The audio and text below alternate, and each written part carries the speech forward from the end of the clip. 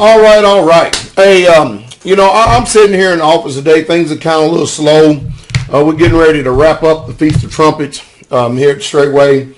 And I think one of the thrusts of the things I've been talking about a lot lately on YouTube, Blog Talk radio stations, website, is that I need for you to answer me. I really, truly do.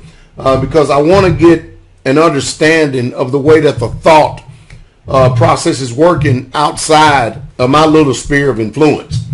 Why is it that we in America are not concerned about history?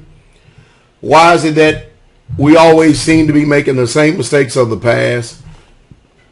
Why is it that we never, as a nation, seem to learn from history? I mean, and another concern of mine is this. You know, in this country right here, we have over 2 million laws on the books.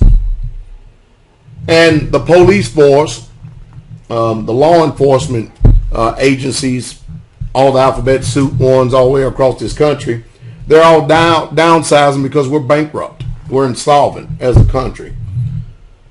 My question is, with over 2 million laws on the book, how in the world can this country called America, the United States, quote unquote, alleged of America, how in the world can they enforce all of these laws when civil unrest is just right around the corner? I mean, just literally right around the corner.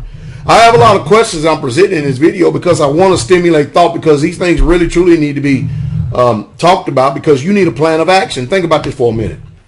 We have close to 50% of our people in this country on some type of government subsidiaries, whether it be food stamps, EBT cards, I think is what they call them today.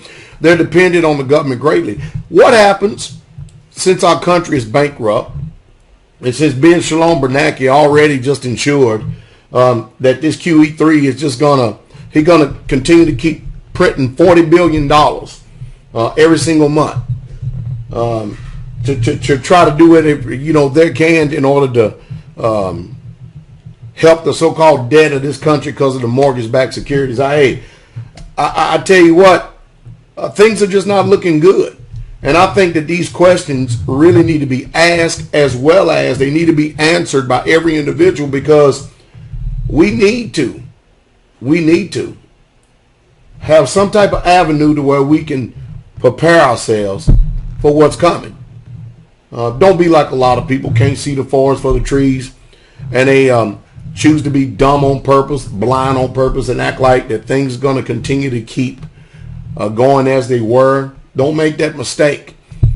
It doesn't take much for us to sit back and look and see that we're in deep trouble. We're in very deep trouble.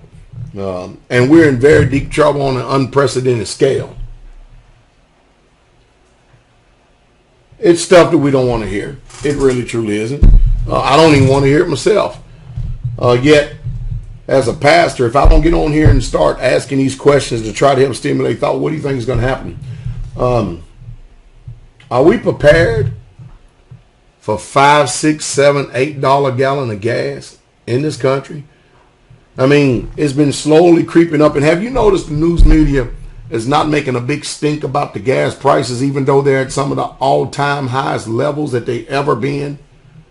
I mean, a year ago when the gas price was really peaking and stuff, they made a big stink. Every single news source you turn to, they will just, it's amazing how they control the public sentiment and how they control the minds of people again and again and again and again and again. It's just utterly amazing, the tactics that they use.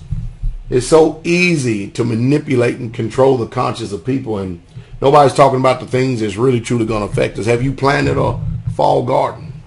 Are you ready? We need to ask ourselves these questions, because it's not looking good. The policies in this country are all jacked up. The fundamentals have not changed. The dollars continue to be devalued. Looks like war is inevitable for Iran because of our backing of that country called Israel, or the Israelis. Unbelievable. Unbelievable. What saith you?